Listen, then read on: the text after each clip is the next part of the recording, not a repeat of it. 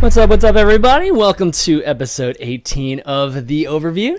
I'm ChanManV, and Jason's here, Shayed's here. Ben is not here because he's at E3 having a good time enjoying all these awesome announcements that they've been doing the last few days. But we've got Mitch back, Mitch Leslie back joining us. He was here a couple weeks ago, but love having you on, Mitch. He's host and caster and all this good stuff for ESL. So welcome back to the show, buddy. Yeah, g'day. Thanks for having me, man. It's going to be a good night for discussion, I think, with what... Oh, man. His internet just cut out, I think. Oh, there it is. I think we missed that last part, but yeah, it's going to be definitely a fun time, especially with this guy, Jason, to my right here. That's just like a super Australian intro. Good night, mate. Good night, mate. Didn't say the mate part, but just how I talk. Good stuff. Good stuff. Shayed, how's your week been? Pretty good. That's it? Just really good? That's it? Yeah, okay. I mean, it's only Tuesday, so... Yeah, I mean, I'm super... Okay, you want the long version? I'm super stoked that we played really well this weekend in the events. Yeah. Aside from the Cloud9 3-0, that was a little rough, but yeah, super stoked about that. Yeah. Super excited about the Nerfs that happened today. Yes. Yeah, that's pretty much it. Pretty good. Yeah, speaking of which, we're definitely going to be talking about that update that went live earlier today. Definitely lots of news in terms of teams, some rumors of teams or big organizations bidding over teams.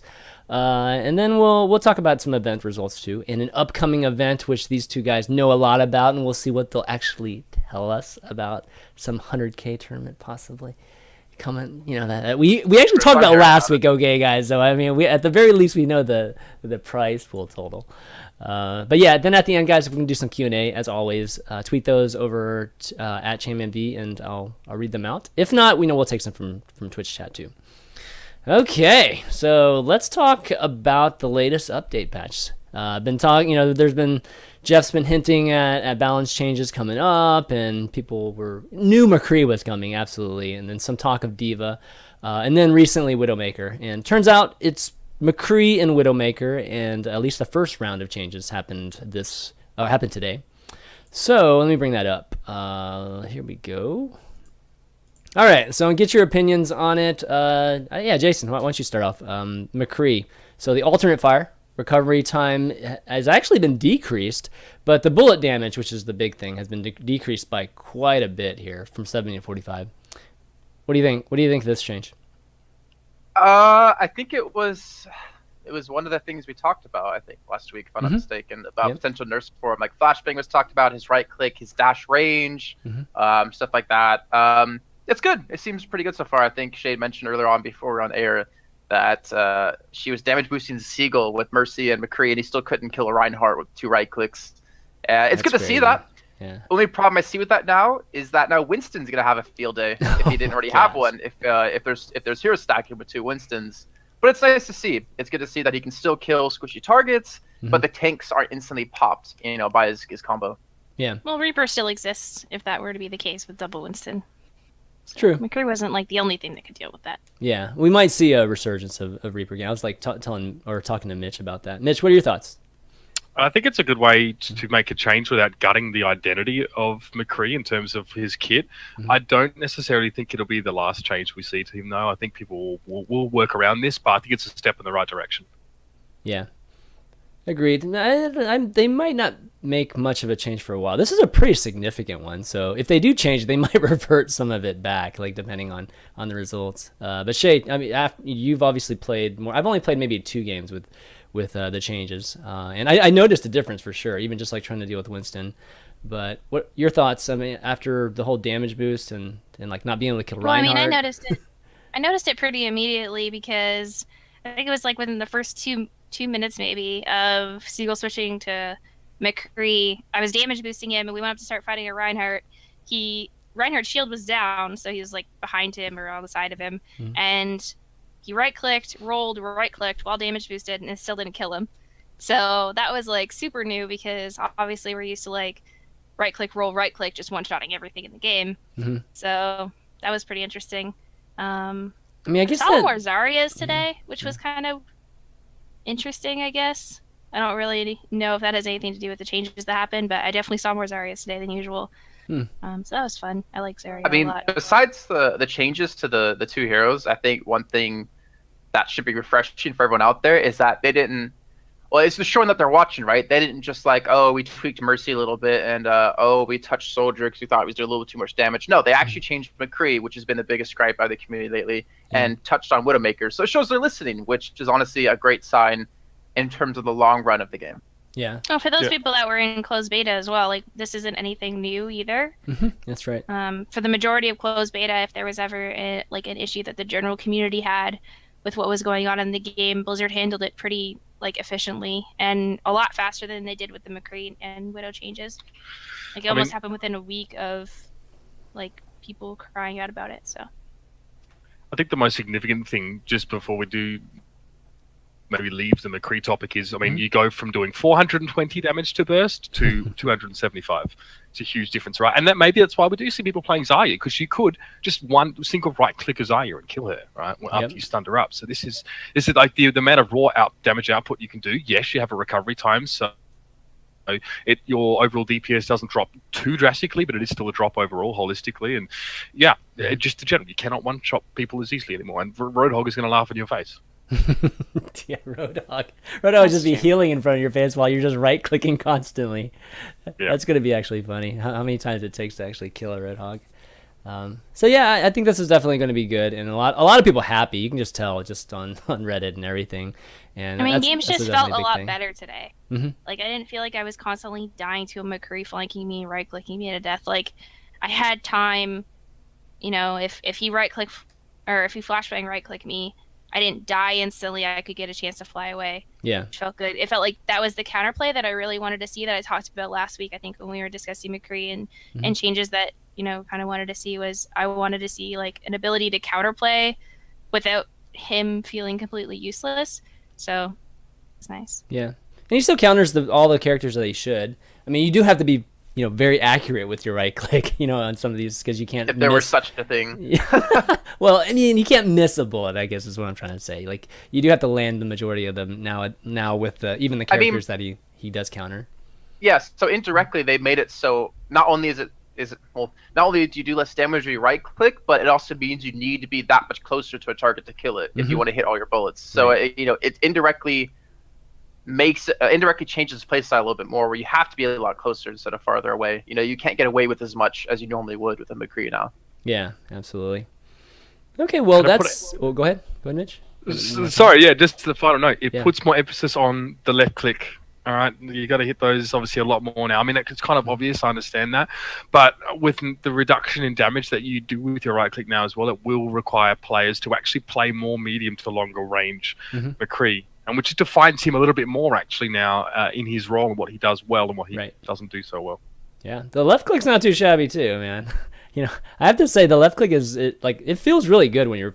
This is another kind of game design thing, but it actually has a very good feel to it too. Very satisfying. The speed of which you can shoot too is actually really nice. Okay, well, let's talk about Widowmaker. So this was another big point of discussion. I think the term used was frustrating. Some people were having frustrations playing against Widow all the time. So they decided to actually, for one, decrease base damage, which for the decreasing base damage is definitely a huge thing. And they decided to increase the multiplier for headshot damage. And what that results in, just people doing math or don't like math, is that if you headshot somebody, you're pretty much doing the same damage that you are pretty close to the same damage you were doing before. No, you are doing the same damage. It's exactly sorry. It's exactly the same damage you were doing before. Headshot is still 300. But the body shot is where the huge difference is. And the biggest example is that characters with 150 hit points do not die from a single shot body shot now, and that's a big deal. That's a huge deal. So like Zenyatta's and Tracers, I mean, they're definitely going to be living a lot more, a lot easier against these Widowmaker snipers. So thoughts on this, Shayed? I actually got to play Zenyatta today. Oh man, dude! When we first started playing Shayed, you were playing Zenyatta all the time. So that's like I've played Zenyatta probably maybe not more than I played Mercy, but pretty close. Yeah. definitely pretty close. And I'd say, like, I love Mercy for who she is, but Zenyatta's the most fun character for me. So I was super excited that I got to play him again today. It's still a little bit rough, obviously, but I think there's still a couple of like quality of life kind of things that they could do to help him out. But yeah, it was super fun to be able to play him again because obviously the Widow damage was reduction, so that was awesome. Yeah, it was like 120, I think, was a body shot. Yeah, I mean another thing that isn't super great because like if they shoot you with a full charge and it does 120, and then they quickly like right again shoot you again, then you're obviously dead. But it's kind of nice to just not instantly be dead. So. Yeah, I mean that was definitely another thing that people were talking about possibly changing was really just the time between shots, or at least the rate of fire. the rate of fire, just increasing that because of just people thought it was kind of crazy just how quickly she can respond to even doing 90% damage to a character. But one other change that I didn't mention was so I was saying one thing I didn't mention was that another change was just the unscoping animation actually has. Like the player actually has to wait for it to, wait for the image to complete. Exactly, especially at the pro level. That's a huge, that's actually a huge. It's a big nerf to her mobility because the way you would actually use the quick scoping was to move at full speed in between your shots, so you're a lot harder to hit. Yep. So that makes it a little bit harder to kind of set the sentry position with her. At the same time, I feel like the change to her damage wasn't necessarily a buff for Zenyatta. To me, it's more of it made the skill cap or the skill ceiling even higher for her. Where now pro players, if you want to be a really good Widowmaker, you need to be hitting heads. You don't need to be hitting bodies. And obviously, the best ones already do that. But it punishes the people who aren't that great with her because they can't hit the heads. They just go for body shots versus like the very high top skill level of the game where people will be getting headshots. So it's a little bit more rewarding. Well, it's not more rewarding. You just don't feel the effects as much if you're playing that level. I wish they would have put her scope back with this change. Oh, you mean like, closing the view, right? Just the circular don't know view. This, but in closed beta originally, Widowmaker's scope wasn't invisible on the outside edges. Like she couldn't see completely all around her like entire screen. And I actually feel like that was a huge buff to her because you kind of had to like if you wanted to see something outside of your range of scope, you actually had to unscope to get a full field of view and then rescope again. And I guess this wasn't that huge of a deal because you could just quick scope and it was really easy. But I think that could potentially be another thing that they could do to just like not nerf her, but it just feels like like I said, a quality of life thing where, like if you're playing any other game that has a sniper rifle, like you don't see your entire screen, you see your scope. And it shouldn't they changed that and I'm not really sure what their reasoning was for changing it. Like they didn't really say anything when they did change it, so it's like, okay, why did you do this and like what was the reasoning behind it and can you please put it back? Right. Mitch, you have a comment? Yeah, sure. I think it's just something that goes hand in hand with playing sniper classes is spatial awareness, and I think this will challenge players to have that. Even if your Dolby Atmos is turned up to 100, you're still going to have to be aware, and you won't be able to be scoped in 24/7. I think Jason covered it fairly well. I mean, it's not necessarily a nerf to a DPS because obviously if you stay scoped in, obviously you can recharge fairly quickly, but it is the mobility. That is a big deal, especially when you see widows that can actually sort of jump and then scope as they're jumping and pretty much land and be ready to fire again.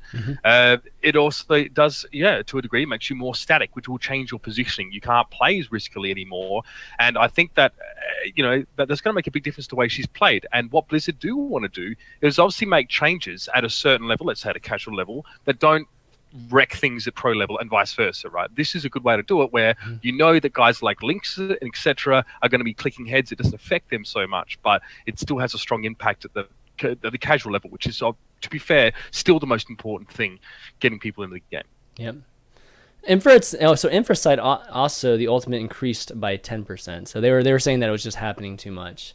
I think that's probably right too. I feel like when I'm playing it, it's just like I just could constantly see just wall hacks the entire time whenever I had a pretty good Widowmaker. So any thoughts on that? Just a subtle thing. The wall hacks? Just the infra site, the 10% more increasing. Yeah, thank God. Thank God. Right. There's nothing more frustrated than being 30 seconds into a game and a widow gets 3 headshots and hey, she can see me now. Yeah. I think also as well another thing too. The thing that's on Blizzard's radar really strongly is actually teams with more than one Widowmaker, because the recon visor uptime you can actually have from 2 is busted. It's busted, and they have said that specifically. And our conversation with them said this is something that we think is possibly more busted than Double Monkey Right. in some ways. You know, I mean, Right. we could see the way they're thinking, right? Of course, because at a casual level, having wall hack for the whole game because you have 2 Widowmakers is pretty broken. Yeah, no, definitely. So we'll have to see how that changes. I mean, it doesn't sound like Widow's going anywhere anyways. I mean, Widow's, I feel like, is just going to be potentially a permanent thing in the meta, and at least until we get a lot more characters. But this should help at least quality of life for a lot of the more casual players for sure. At least the Zenyatta players. I think the Tracer players are probably still hard to hit at the casual level. Okay, yeah. Tracer has a shit ton of mobility to get around Yeah, Widowmaker. Like true. Zenyatta is just like, I'm gonna float around and die instantly at anything that spams me. Well, it's like you just have to stay hidden all the time. It's just like, dude, but I want to throw my balls because they're pretty awesome. So, Which is hard in itself because of LOS. So Yeah, exactly. All right, so it looks like there's a few other bug fixes, which pretty minor. I think they're definitely good that they're fixing bugs, but yeah, first balance change. Apparently the Mercy one's a little wrong. Is it? Literally, Okay. like 10 minutes ago, I saw a video of Steel testing the Mercy change, where Yeah. she doesn't get 0% from someone attacking a shield. Well, she was still getting 0% with Mercy. Oh, so it wasn't even I don't know. fixed. Okay. I'm not sure if that was That's not officially good. fixed correctly, or he was doing something different, but he was literally damage amp. Not sure what's going on with that. Okay. But it's interesting. Makes things a lot better. Because I was you could typically specifically just farm your trying to ultimate. not damage boost people that were hitting Reinhardt's shield because I didn't want to like use the bug. I was like, okay, he's hitting shield. I'm gonna go do something else now. Yeah. Any thoughts on just Mercy's ultimate, just charging? I mean, it's definitely the most, I mean, the fastest ultimate charger, in my opinion. I mean, and we see a lot of reses because of it. You guys think it's in a good spot right now in terms of the frequency? No, because the whole reason that they removed hero ultimate charge from receiving damage was this reason, right? It's Right. like you're deliberately taking damage, and if you think of a core philosophy of this game, you kind of don't want to do that, right? So to be able to charge a Messi ult off that, I think there are some contradictions to core game design that maybe need to be questioned a little bit as well when you're actually encouraging someone to take damage. I mean, to a degree, you've got a mechanic like that in Zarya, right? But Yep. Same I thing. don't know if I really agree with the philosophy of that one in terms of Well, charging to up. be but fair, what else are you going to do, right, to get your ultimate? To be fair, I like what they did with Mercy because she was mostly more based around resing 1 or 2 people on your team and then fighting off of that, not sitting there waiting back for your entire team to die. But that's the way she's played now because it can be abused that way because she does get 0% so fast. She can afford to let her entire team die, force the enemy team to use their ultimates, and they have the ultimates ready to go. But I like the idea of her being like a, res 1 or 2 people on the fly kind of thing. I feel like that was a good change for her instead of being like an entire AoE team res. But she's just being abused currently in that Yeah. It's like a situation. in skirmish the pro res, level. right? Not like a mass res, but I like Yeah, the yeah, idea of exactly. skirmish res But is like there's- there's little one player switch to swing the fight. Yeah. Yeah, but there's, I mean, the change is more of a super. I mean, it doesn't change the fact that she still can do full team reses, right? It's just the difference is she's still getting the ultimates fast enough to do But both. the difference is now she has to put herself in positions where if you're like, it's not very often you see a Mercy pull off a full team res and stay alive afterwards. It's like you pull off a full team res and you're dead. So Yeah. it's not like before where she could pull off a full team res from like spawn. Well, that And, I mean that like, changed. you know what I mean? No question. There has to be some give and take with her. And like it might seem a little bit biased coming from me, but I think maybe if they added like 5% more, like it takes an extra 5% like they did with Widow with the 10%. Yeah. I think that would be okay. But the reason like I think that they made it so it charges faster is because they nerfed the res range so hard, and it kind of compensates for the fact that you can't res as many people most of the time. So it gives you ult more frequently to try and compensate for that, which I think is okay. It might be too much. So making it take like 5% more than it currently does Yeah. might be a good thing. I think 10 would probably be too much, but I think 5% would be fine. Yeah. I mean, it's been a while as long since. as it's not damage boosting off shield. As long Right. as they fix that, then yeah. Did she cut out, or was that just me? No. That's you. I think it was Oh, just you. okay. Yeah. That's been happening to me the entire day, I guess. Oh, okay.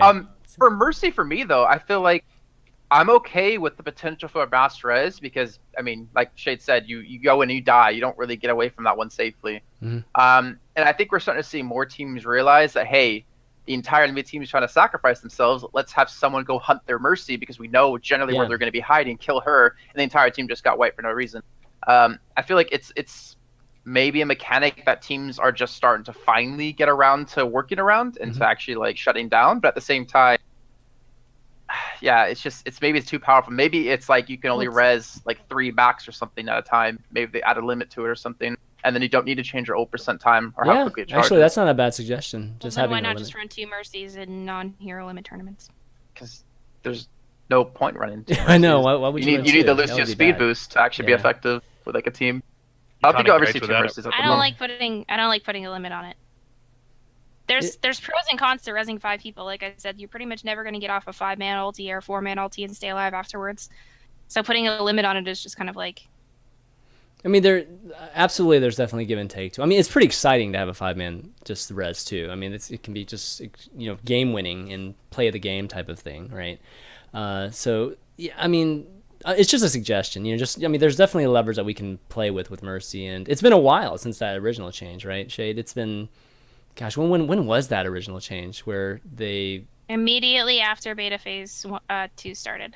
Yeah, so January, February? The game came back up, and that's what happened. Yeah, and that's also the same time that they included the fly into dead allies. And then 2 weeks later, they removed that, and then a week later added it back in. Yeah. So it's been a while, and I think just all the Mercy players have gotten much better just at using it.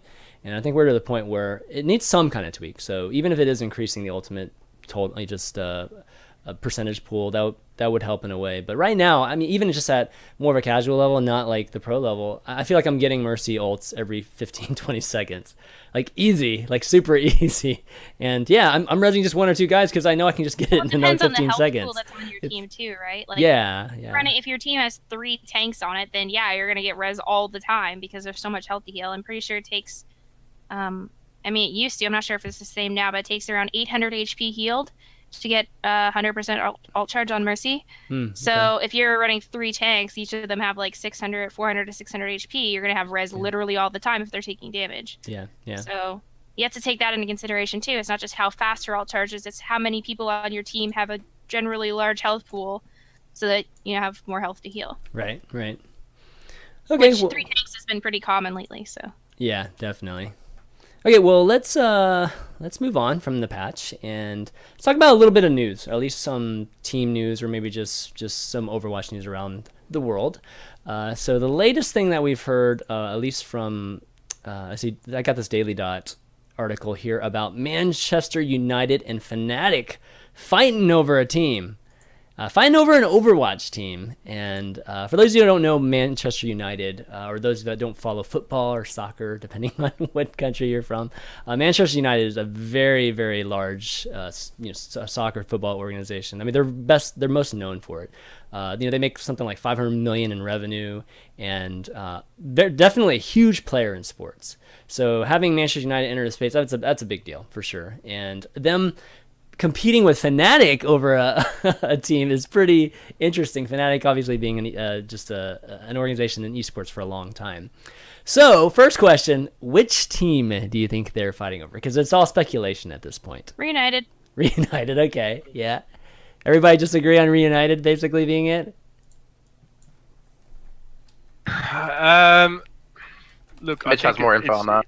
I think it's probably Reunited at this stage. I mean, there's also, like, bearing this in mind as well, there's also a trend of these clubs that we've seen in the past to actually pick up teams of majority or nationality of where they're from, right? Schalke, for example. Elements is a primarily German team. Besiktas, Santos FC, who picked up a Battlefield team, which is obviously a footnote, but still. So there, I was thinking, wait a minute, like maybe...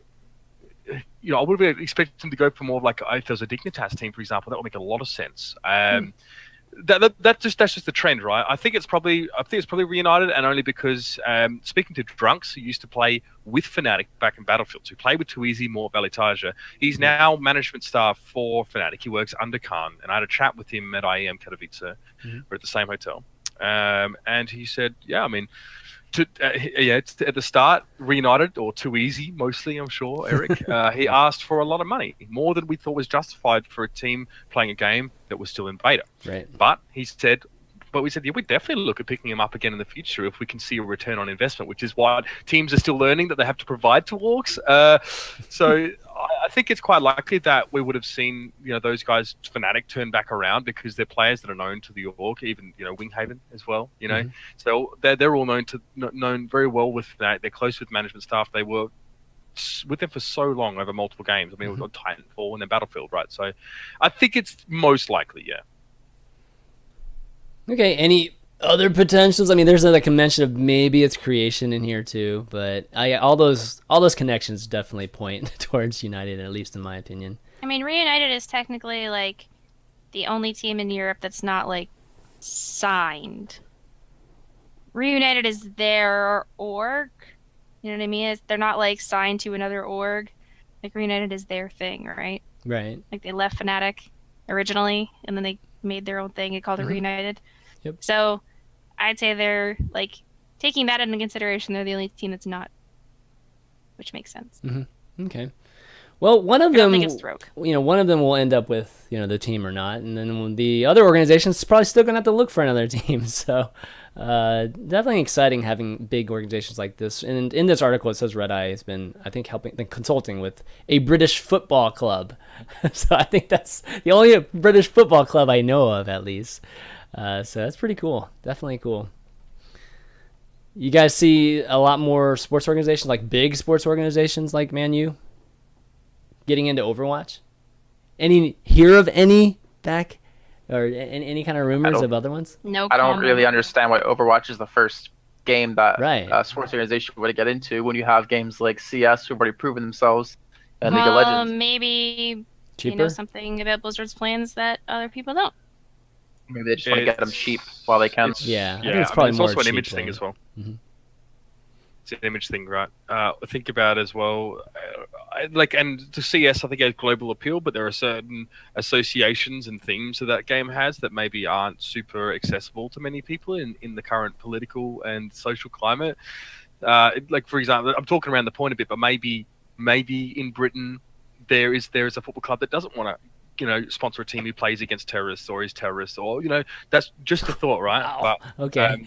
but you know what I mean? Like, because Counter-Strike has some themes that some people may Yeah, not I know find what you overly mean. palatable, and when you're looking, at being a company or a football club who has such a wide appeal to so many different people, these are things you need to be careful of. Yeah. Overwatch is great. It's like a Pixar movie, right? It doesn't really offend anyone because all the butts have been taken out now. So I guess it's far more reasonable for that kind of game. And yeah, I mean, it's got potential. I don't know what Blizzard would have told Manchester United. I doubt they would have said much, to be honest, to Man United, even if they are a big club.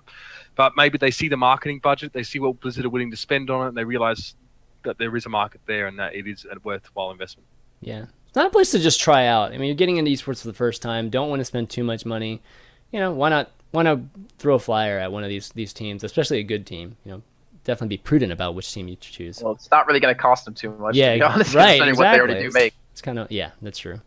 Okay. I do find it interesting that like it's Manchester United versus Fnatic. Like, I feel like Manchester United kind of has a foot up there, like price no contest.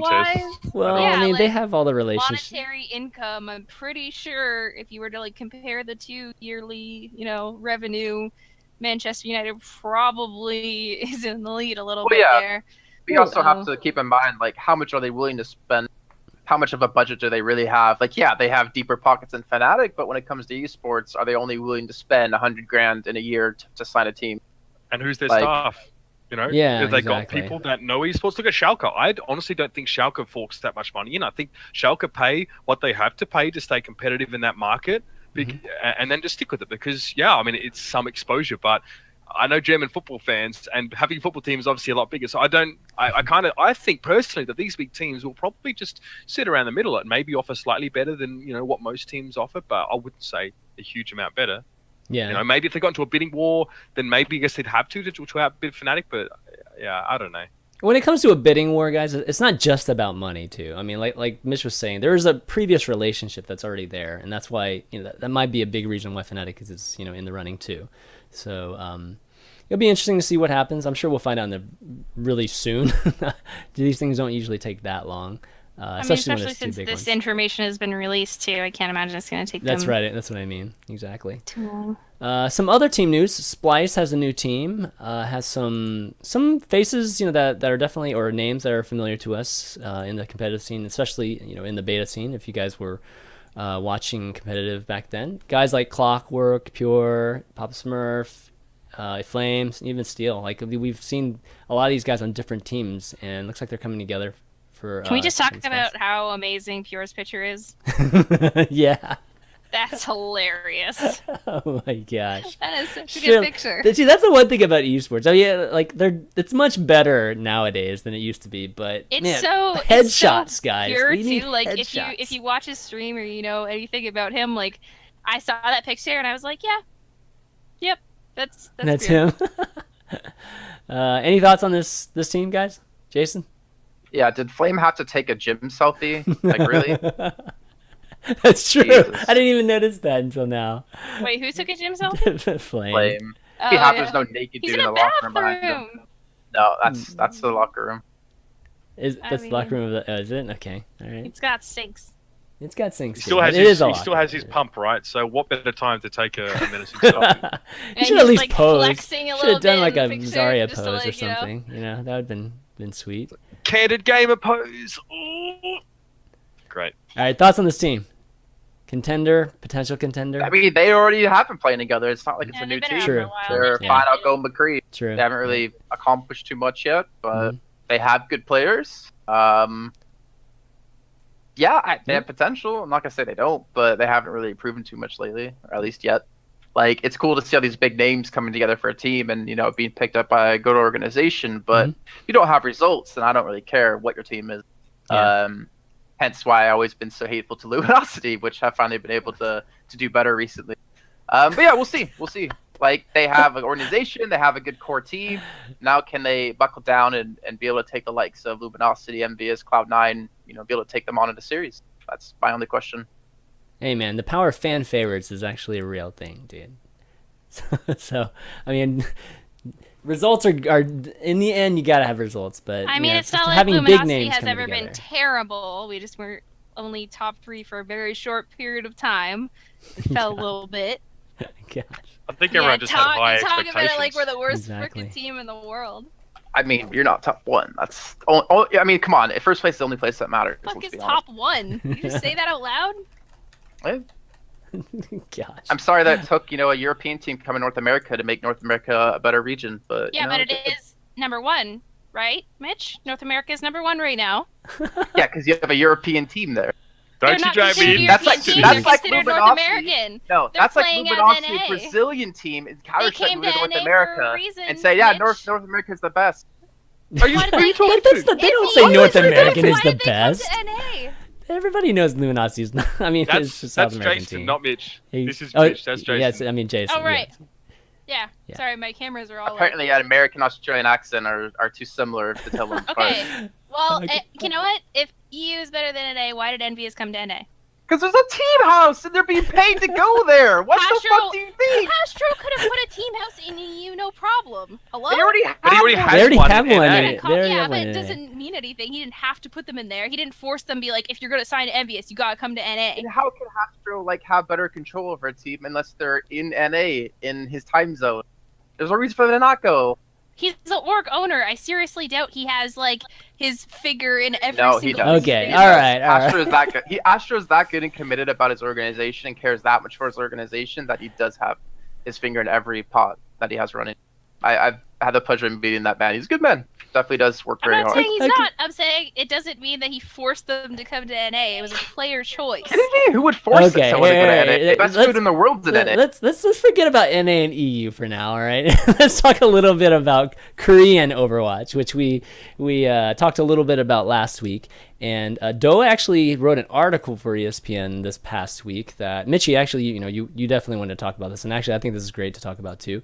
It was with a team owner of Maximum Impact Gaming, and for those of you that aren't familiar with it, Mig was like one of the first power teams, you could say, in League of Legends, and just being a huge force in League of Legends esports in Korea and in the world at this point. So he has a lot of experience with creating an esports team from the ground up in an esport that was kind of at its infancy in Korea at the time too. So he's kind of going through the same phase with Overwatch in Korea, and they already have a gaming house, they already have their team assembled and practicing. They kind of have the A squad and B squad, or the Frost and Blaze squad, that type of thing, practicing against each other. So they have this setup, at least for scrims, internally already set up. So the article was pretty cool, definitely giving some insight into just what Korean, the Korean Overwatch scene really ramping up, and everybody always says they're coming, or the Koreans are coming. I kind of want to get your thoughts on just what this article maybe made you guys think. Mitch? Look, first of all, one reason why I looked at this, and I think it's a great illustration, because it says volumes about attitude. Your approach to the game, okay. Your approach to the scene around the game, your approach to how you factor into your team and your game. It's so striking here. It really is. Now, Wook says a couple things in this article. Some of the more provocative comments would be things like, players in places like North America practice in too free of an environment. They want privacy. They want to date girls. Korean players are willing to give up everything to win. We've got a lot of players that are like at this early stage. I'm telling you right now, they're entitled. We have a lot of entitled pro players who are not making the money and who are not putting in maybe as many hours as these guys, right?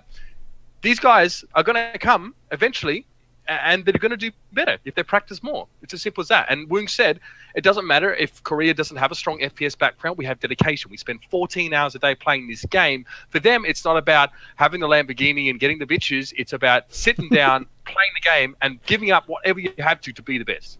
Right.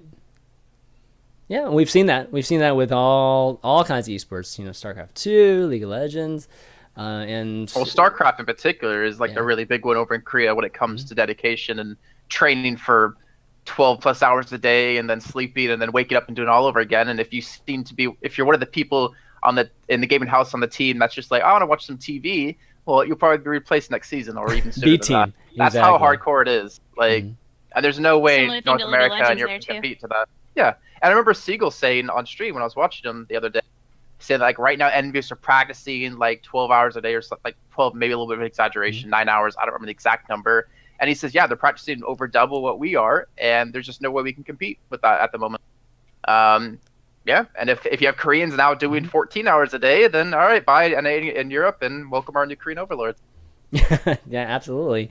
And it's sometimes it's not just so you're definitely, Mitch, you mentioned that the players seem entitled, and I think that is the case for some of the players and some of the teams that we see. But at the same time, we do have some teams that are fully committed, like the Envious and other teams too that are practicing 6, 8, 10 hours. I mean, even Rogue, Taviki used to always talk about their crazy schedule too, right? But when it comes to working for some of these at least non-Korean organizations, do you guys feel like there's more different types of responsibilities from these organizations that you wouldn't see from a Korean team? Whether it's what do you mean exactly? I mean like streaming, for instance. Like, is that something that will you'll see from something like a North American organization versus like way more than that's Korea. what I mean. So it's just like even just the general culture of like the teams and the monetization aspect of the teams is different here than in. When you look Korea. at like the money's always in North America when it comes to esports. Like if you're a league player, most of the EUs went over to North America because you make a ton of money streaming, you make a ton of money with your organization. Even compared to Korea, I can't remember the name off the top of my head. Mitch, you might remember because you have a ridiculously weird memory. One of the players left to a Chinese team for $1 million. Oh, Flame. Yeah, whatever. Yeah, whoever it was, left to $1 million. Like eventually, money will get you, and that's why all the Korean players are leaving. Korea to go to North America or Europe because they can make a lot more money doing it. And I mean, there's also I'm trying to think what I can say because I talked to Siegel about this, but I don't remember if it was like off the record or not. But it's just like if you have the option of making $10,000 a month streaming versus maybe winning a tournament and not making anywhere near that. Obviously, as a North American, like the way you're brought up, you'll choose the streaming, like hands down, because you make so much more money. I mean, even if you want to play competitively, that just gives you so much more in the long run. EasyHoon was the player. Thank you, chat. Thank you, Dry Cleaner. Versus practicing. Like, if you could make more money playing competitively, I sure as hell would say that most NA players and EU players would stop streaming or doing all that as much and focus on winning, because you make more in the long run. But it's just money is such a driving factor that I don't think you're going to see, these big players stop streaming to go practice. Yeah. And, a lot of this, determination and just all-in type of philosophy when it comes to Korea. I mean, there have been stories, too, from Korean players that, the lifestyle that they live is not one that's it's not healthy at all. So a lot of these folks are choosing not to live that lifestyle, not only just for just as a career and just the amount of money they make. It's just not healthy for them just to be playing like that. You compare it to like professional sports. You don't see them practicing 14 hours a day because your body physically won't be able to handle it and be able to perform at the level you need it to. But then again, who am I to say Korea? No, you can't. 14 hours, stop, guys. That's too much. You're limited to 6 hours a day of practicing, and that's it.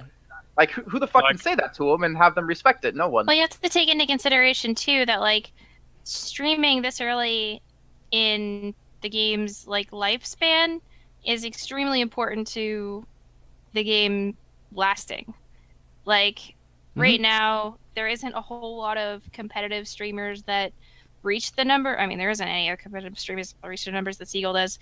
Most of the people that get like really big streaming numbers that are streaming Overwatch right now are like variety streamers or people that came from another FPS game, like Tim the Tapman has been playing a lot of Overwatch. He came from CS. So like the I guess longevity of the game from an esports perspective is kind of going to depend on whether or not people want to watch the game as well. Does that make sense? So I don't know. I think yes, it's super important for streaming a lot and getting really good at the game, but it's also really important to support the community as a whole.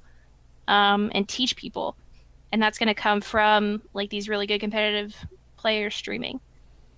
They just don't necessarily overlap, I guess. It's and kind of what I'm trying to Mitch get brought at. up earlier, like giving back to your org and like profitability for an org signing a team. A lot of that also comes from your social standing, like as a player, right? If you're super popular, you have a really good Twitch following, you have a really good like Twitter numbers.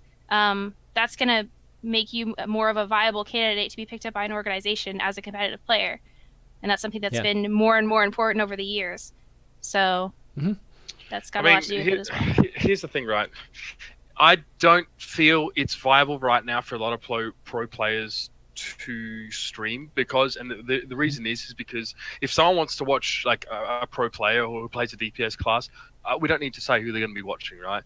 Nothing annoys me more than wanting to watch a pro player stream and Seagull's not streaming, and it's like girls to rule, Tim the Tapman, and these are good players, right? But they're not committed to the game. I want to support someone who's committed to the scene, right? And I have to scroll down 5 fucking pages to find links streaming for 6 viewers, and I just want to throw my TV out the window. And then the reason why this is, of course, is because we still have a divide between the casual and the competitive community, right? So it just comes with the territory. But until that gap is divided, and until that gap is bridged, and there's a few ways of doing it. One is streaming, although I don't feel it's that worthwhile for players to sacrifice their practice schedule for that right now as well. And the longevity of the game, I think for the next while, is going to more heavily reside on it being a good game, which it is.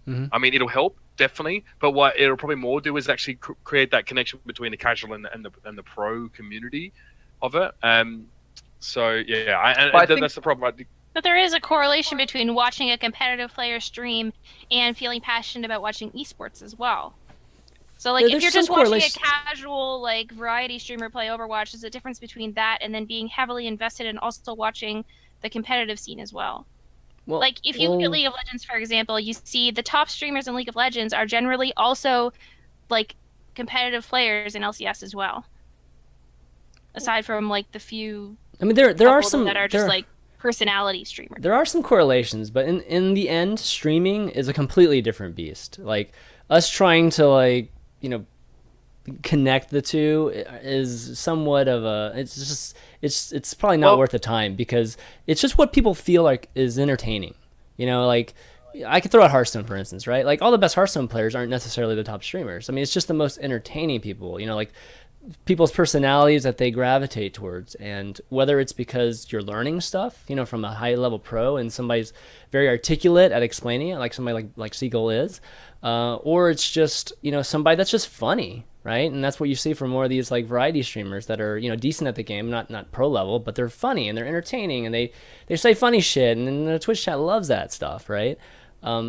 You're never gonna get a pro like kind of StarCraft, you know, back when like Flash streamed for the first time or Jaedong did for the first time, and people literally will just watch you play with no cam, no talking, nothing. I mean, that's not gonna happen anymore, you know, like these days, and at least with this current era of streaming.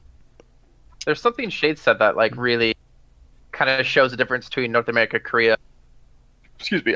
So she said that like streaming is a good way to what was the phrase you used? To get back to your organization, right? Mm-hmm. I mean, a Seagull streaming for Luminosity, it gives back to them because investors will see them and stuff like that. I think the difference between North America and Korea is that in Korea, the return on investment you get from players is winning, and sponsors want to see teams that win and will put their money behind teams that win versus someone who gets streamed numbers. But that's not. I think maybe that's also a big. Well, it is profitable for them. It's just it's just a different. It's very profitable. Yeah, not on the same. Okay, so yeah, sure, like. Depending on what the prize pools of the events are that they're winning. It's not the prize pools that they get money off of. You look at Fnatic CS team. This winning tournaments isn't what gets them money. It's the sponsorships that they get. It's like the personal apparel that they sell. It's their name and like whatever they have to offer. Their Twitter. That comes from an extremely popular, like pro player as well. I don't think.